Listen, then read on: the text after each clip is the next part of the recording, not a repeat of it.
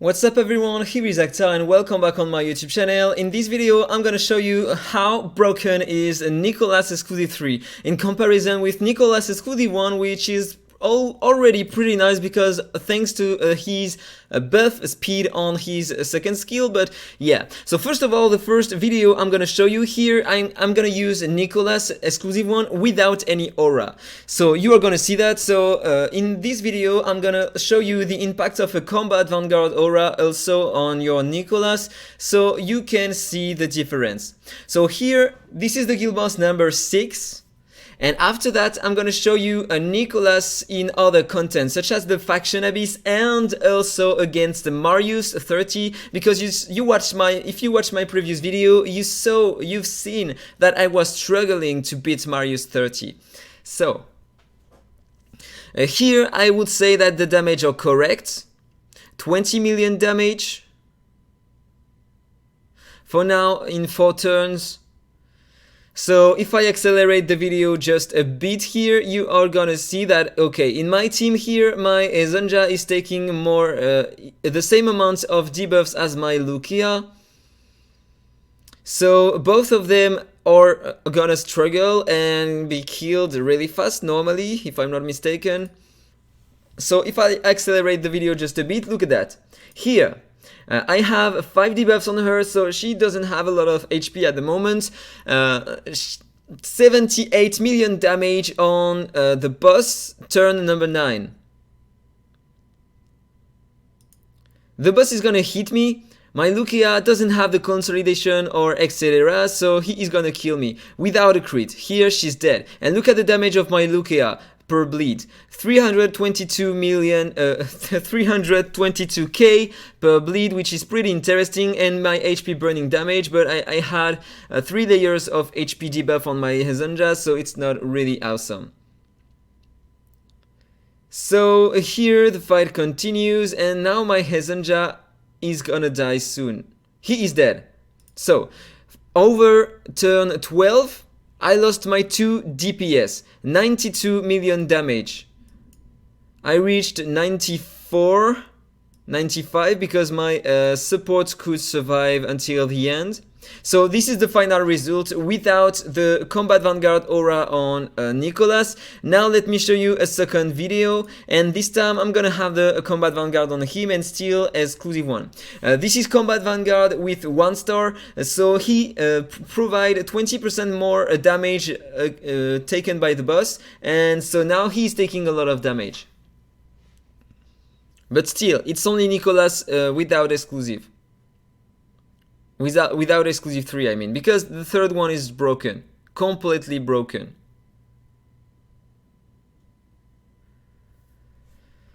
Okay, so for now,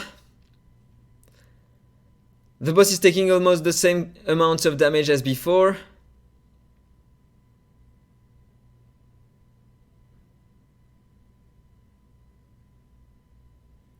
But he is taking already more damage than before, but it's because of the aura. So if I accelerate it just a bit, you're gonna see.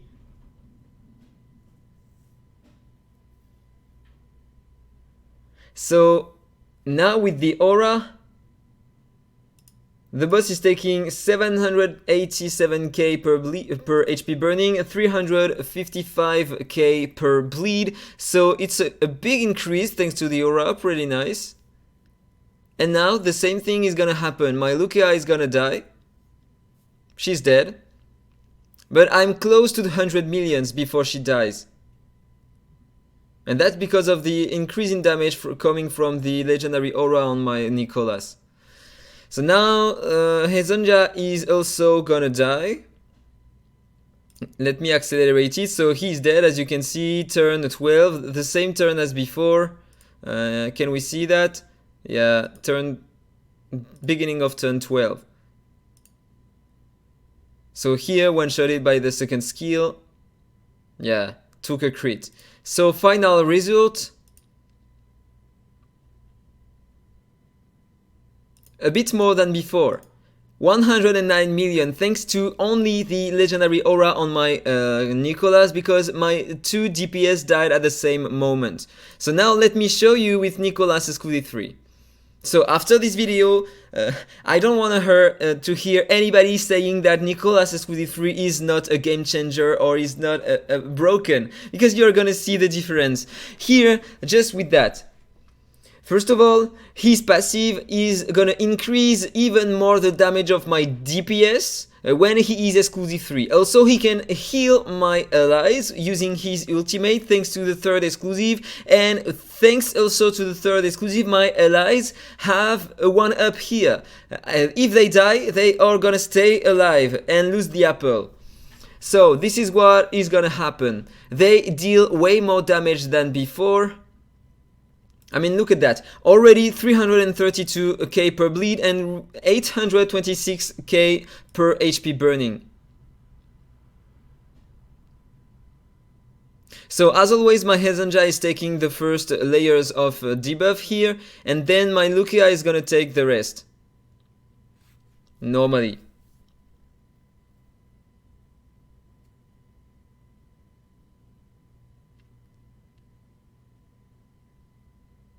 And the damage are already higher than before. So now my Lukia takes the debuffs, because the damage of my Hezenja are lower than before.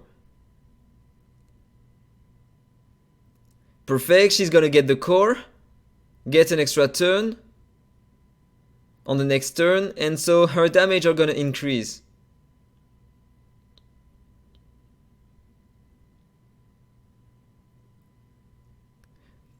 And now let's have a look to the final bleed damage. 375k per bleed just because of the exclusive 3 of Nikolas.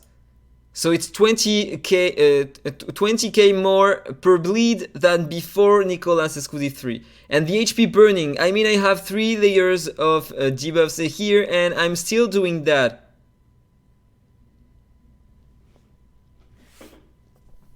We are gonna see if my Lukia is gonna die, or when is she gonna die. So now she has the 5 layers of HP debuff, and normally here she would be dead. But look at what is gonna happen. Okay, he selected another one. Okay, no, it's on the next turn normally.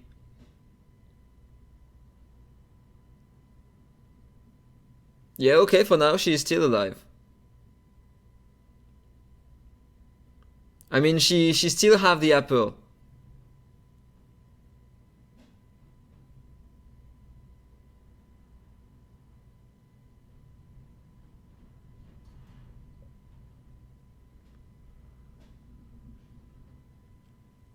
Yeah, just have a look to the damage here. Turn 9, normally when she died before she had less than 100 million damage on the boss, and now look at that, I have more than 100 million on turn number 9. So this is what is gonna happen when you have a Nikolas Escudi 3. Your DPS here is not gonna die.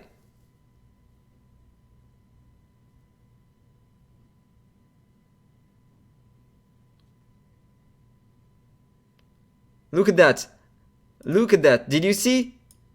I mean, I had no buffs on my Lukia, and look at that. Normally she would be dead here. Turn number 12. She would be dead, but she's still alive because it procced the apple. And so, yeah, just like this, I can rebuff myself and I can continue and deal way more damage than before just because of that. And my Hezenja still have the apple, so he can stay alive, etc. And just because of Nikolas Escudi 3. So when is she gonna die? Maybe this, after this attack? No, she is still, so she can't be focused. So maybe on the next attack, it's gonna be an AoE. I have no buffs on her, so she's gonna die here, I think. Okay, no, I have buffs. Okay, she died. 370k damage with a crit, so she died here. Turn number 15 instead of a turn number 10 before, if I remember correctly. So look at the damage now. Hezenja is still alive, but it procced the apple on him, so normally he would be dead before.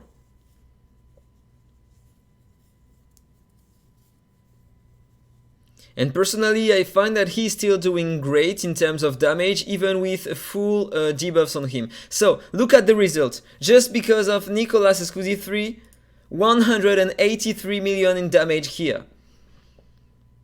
What do you want me to say? I mean, I'm happy about that, but I just want to show at what point he is such a broken unit. But it's not everything. Let me show you something else now. So let me go back here in the game. I want to show you in dungeons, Dragon Tribe here, stage 26. Before I couldn't beat this one, before I had him exclusive 3. So let's try and see. And I'm gonna run it in full auto. So,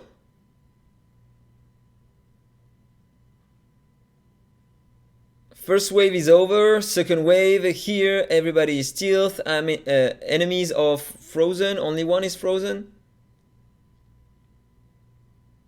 So I'm taking some damage, but you know what? I'm safe, because if one of my heroes should be dead, then it's gonna proc the apple, and I'm gonna get the apple back on the next wave.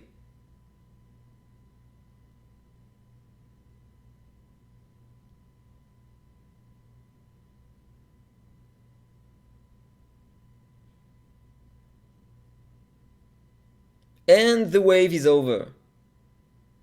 So I have the apple protected me, so I can play. I can play now. I have my buffs and I'm gonna inflict some damage on the boss, and normally he should die really fast. Speed reduction on the boss, resistance reduction thanks to Nikolas, speed up 40% on my allies thanks to the first exclusive. He heals my heroes thanks to the third exclusive also. He increases all my damage.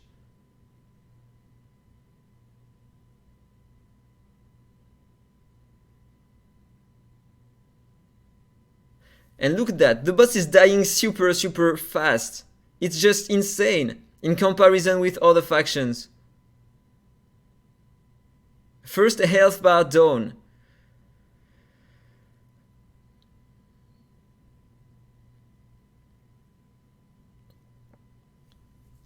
And I can still tank. I mean, it's super easy. Look at the damage the boss is taking. I mean, I was close. I was close to beat in auto the stage 27 of this faction. And I didn't lost any hero yet. Okay.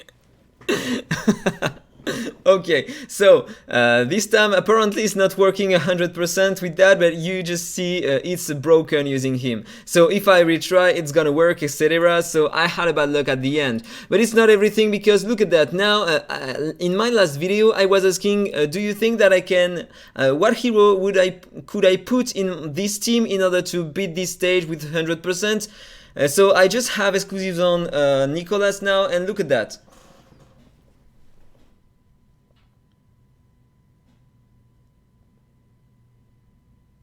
I mean, the waves were easy before already, so only the boss, I was struggling only against the boss.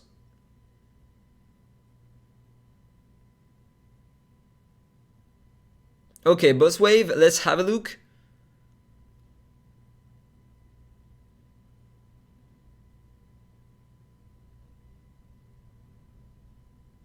Perfect, the two ads are dead, only the boss remaining.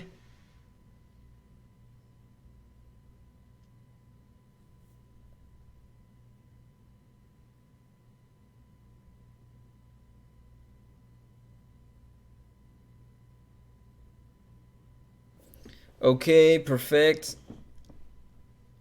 There is no threat here. I mean, okay, the apple procced on my Pauline, so normally my Pauline would be dead here during the fight. But it's not the case because of Nikolas. I deal huge amount of damage thanks to the passive of Nikolas though. And here also he would have killed my Hezenja, but you know what? He's still alive thanks to Nikolas.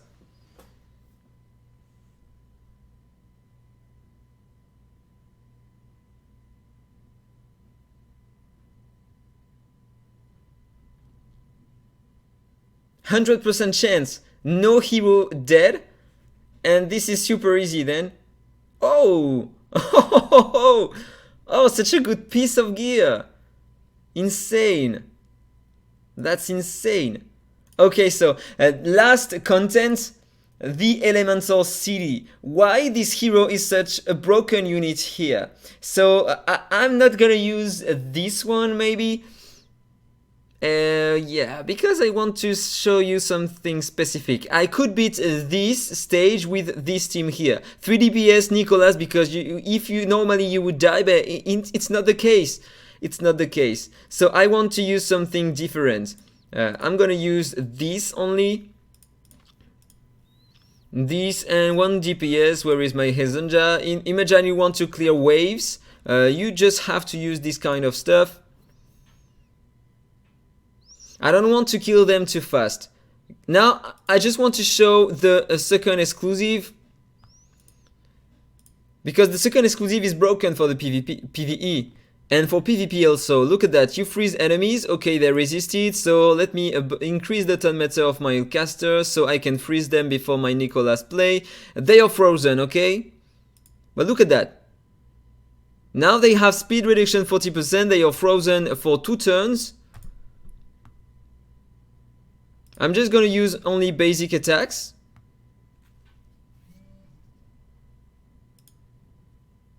And look at that. I have only a 1 turn cooldown on my ultimate. Just gonna freeze this one.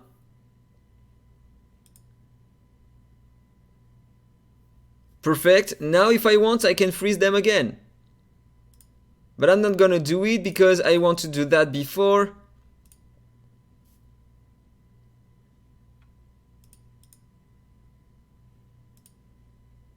I mean,